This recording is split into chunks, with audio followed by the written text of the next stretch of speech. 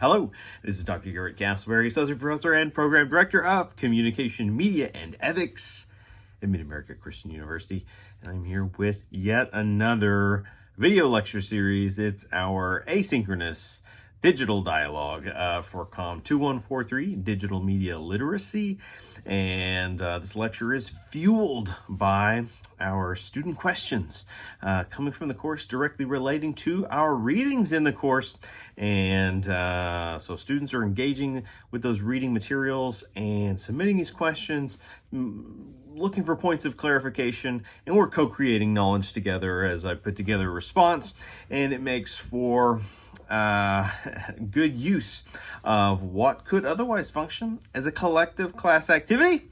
We do this activity in different ways in different classes, but in this setting, in this format, one of our introductory courses in the major, we take advantage of that opportunity for me to comment on your work and help us all in our development as strong question writers and rigorous thinkers. So with that said, let's get to questions relating to week 3 of digital media literacy. And I'm just going to go in the order in which I printed and jotted down my notes. So as you see, in addition to have read them digitally in advance, I did print these copies for purposes of making my own comments and notes, and I like to be able to share those and kind of help keep things on track as much as it can be fun to just comment live to it. But let's look at a couple of questions from Aaron. And just for clarification, house cleaning purposes, text we'll be looking at include Linda Spencer's Writing Well in the 21st Century book that's giving us some helpful style points, and it's especially pertinent for writing online. The various tasks. Not every job you pick up writing for a website or doing social media work is going to require, let's say, APA style like MacU prefers. Rather, you want to be acquainted with different styles, different fields. Now, we're not trying to confuse anyone, but it's a great source, the Spencer text, to guide us. We also have Marcel Danisi's Popular Culture Introductory Perspectives, this 4th edition.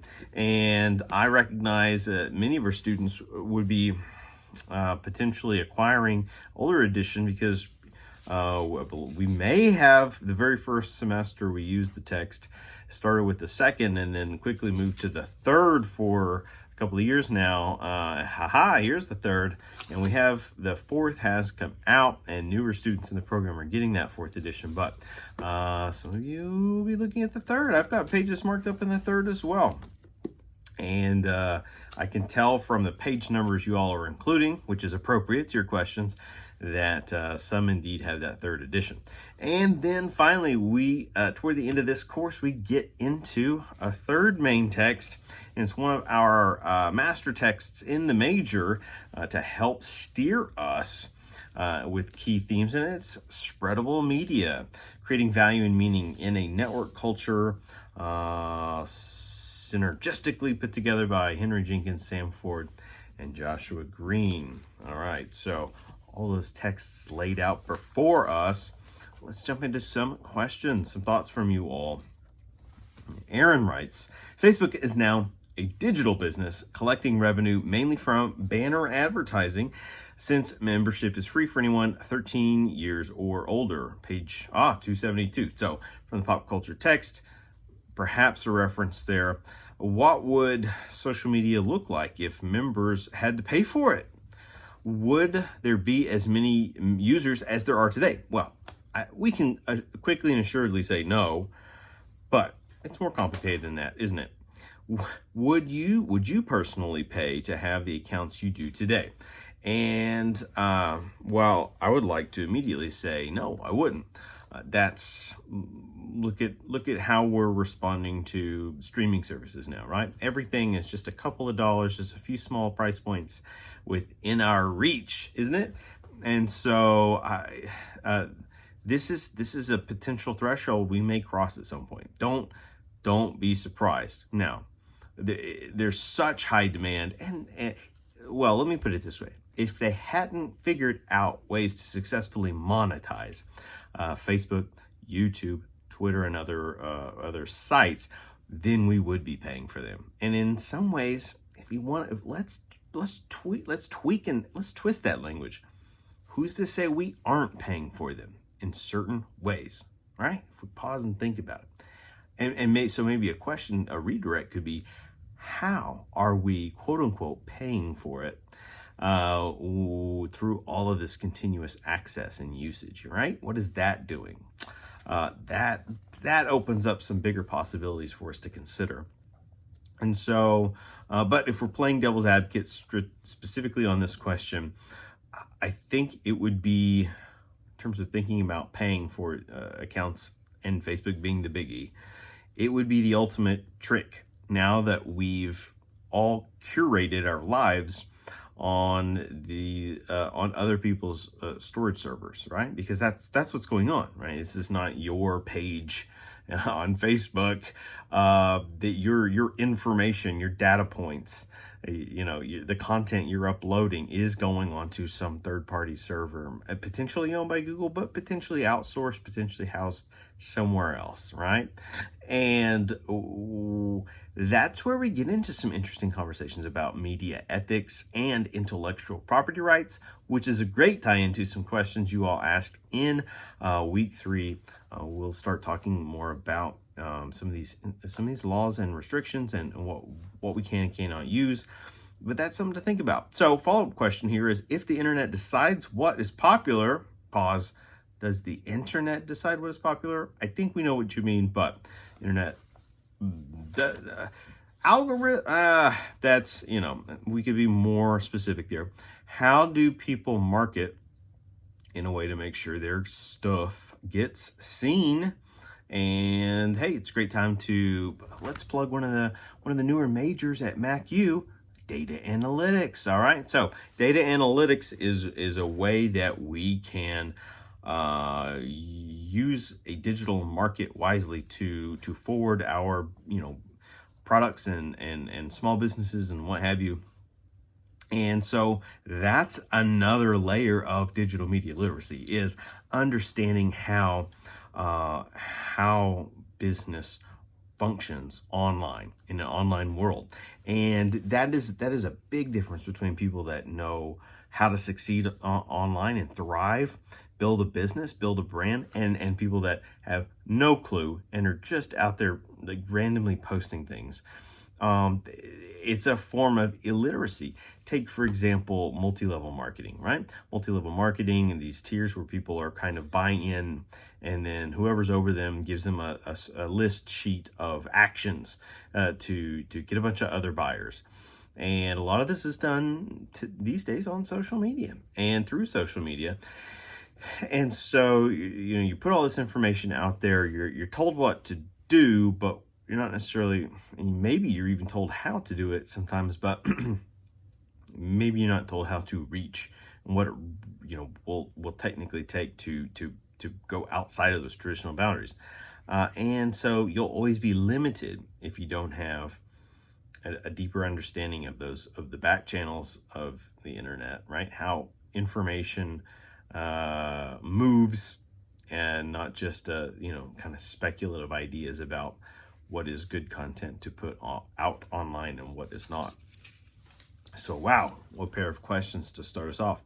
Looking at writing well in the 21st century, chapter 3 on the acceptable and the unacceptable. In chapter 3, Spencer talks about researching on the internet. Do you think that the internet has made research easier or more difficult, and why?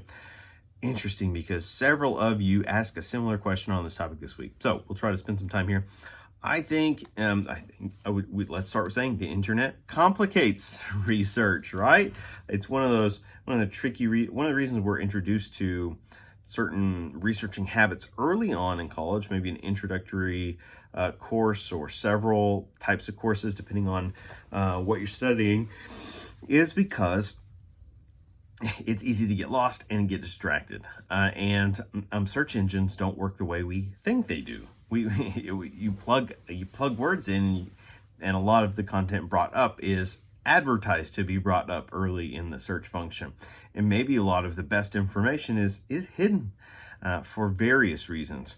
And so, and perhaps because they represent a competing company, the one that owns or operates the search engine. Okay. And so internet complicates research, but it can also open it up. So ultimately, and here's how I'd want to come down on. Let's take 3 examples.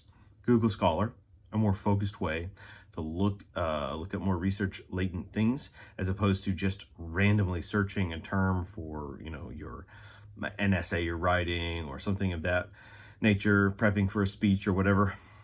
But then we even have academic search sites now where scholars are actively sharing their work or actively trying to get a voice, to get beyond the, yet again, paywalls that many publishers and publishing houses kind of put up on that work. And some of it's worth paying for. Our books are worth paying for. These are valuable resources we're acquiring, we're using, and we try to maximize our usage of these.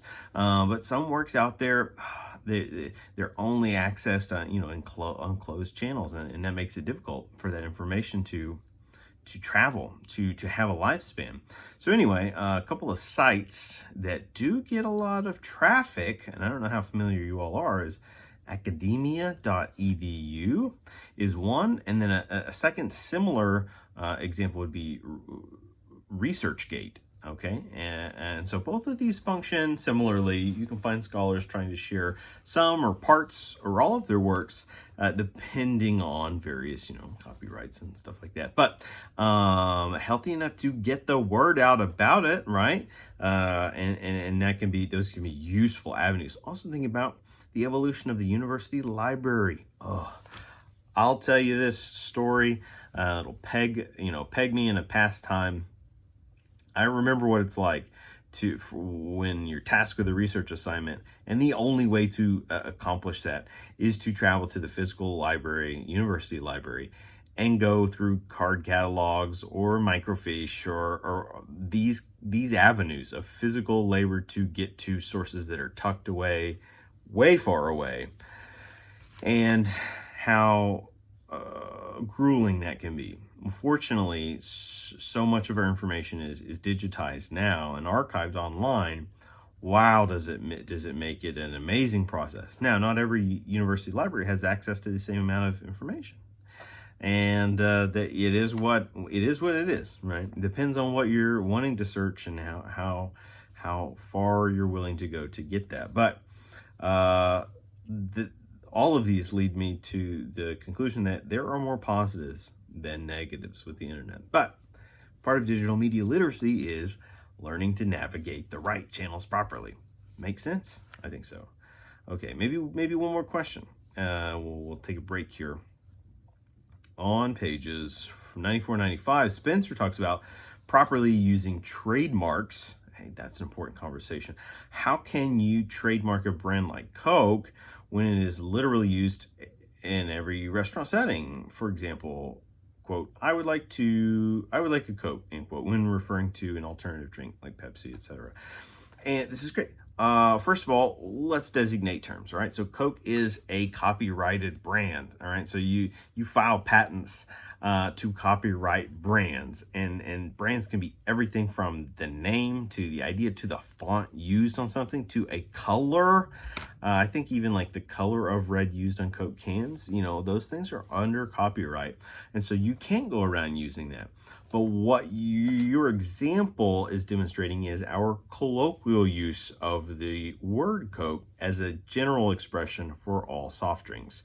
And that's a regional thing, right? And you can look up infographics, because we're working on infographics. You can look up infographics online about colloquial expressions of soft drinks. And so I believe it's like up in the north, in the Midwest, they use the term pop. And then down south, in the South especially, they use that term Coke colloquially. But then maybe over on the West Coast, they say soft drinks, and so on. You see what I'm getting at here. But so that's, there's the chair of business school, who always has great input, and we have fantastic conversations about these and other topics. I was mentioning some of these ideas earlier, thinking out loud, and he brought up the example as someone that's already lived in a full professional life in business, example of how Kleenex, right, is something we also say when we mean a tissue, but Kleenex is a company. Same thing with when we used to say Xerox something, right, that is to say to copy it. But Xerox is a copyrighted brand name. And then a fourth, what maybe even like Staples, something like that, right? Office Supply, these companies that are also phrases we use every day. Wow, does that get complicated? And it's kind of like the way we have all of these popular culture artifacts that we dig, that are increasingly owned now by Disney, and Disney is known to be the stingiest company when it comes to allowing others to use or express or make mention of their works. So it gets into a very great area of how economics work in the modern world, and that certainly applies to the digital age we inhabit. All right, we'll take a break. We'll be back with more Q&A.